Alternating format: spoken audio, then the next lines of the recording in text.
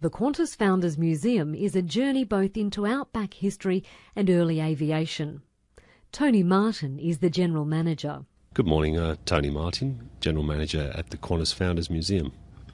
The museum essentially is a community project. It's a project from the people of Western Queensland. We, on this site, have the original Qantas hangar.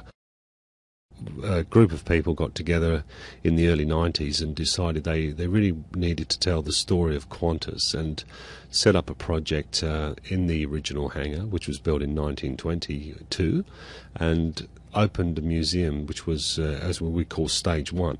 Now, that museum was opened in 1996. The building that I'm sitting in at the moment is Stage 2, which was a brand new building which was opened to the public in 2002. What we want to achieve is actually tell the story of Australia's iconic airline, because it started here. Qantas, stands for Queensland and Northern Territory Aerial Services. Not too many people realise that. They go, oh, that's what it means.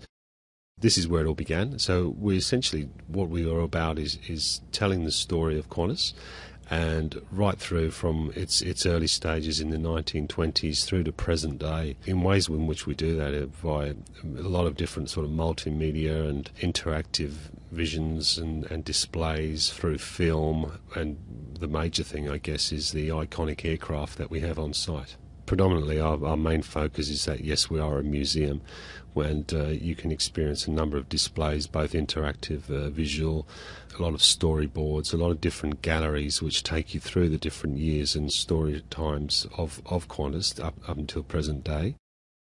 We've also got two major assets here, which are Qantas Boeing 747 jumbo jet and Qantas's very first jet airliner, the 707.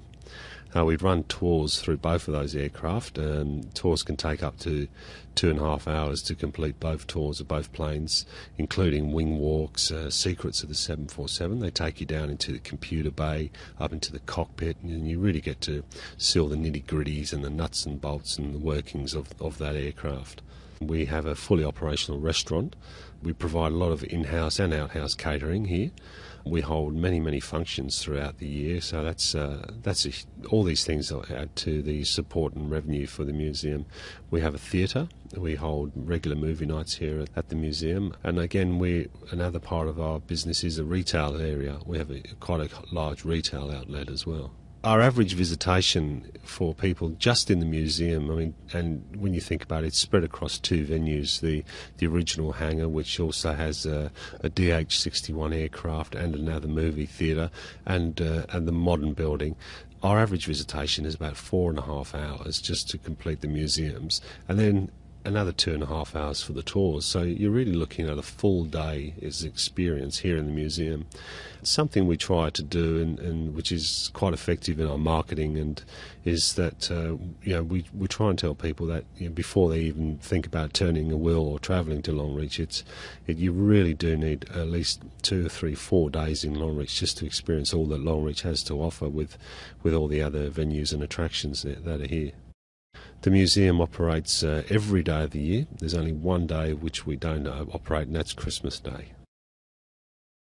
We're often asked, where did the Qantas story begin? The Qantas story began in Winton. Winton was the venue where the very first board meeting was held.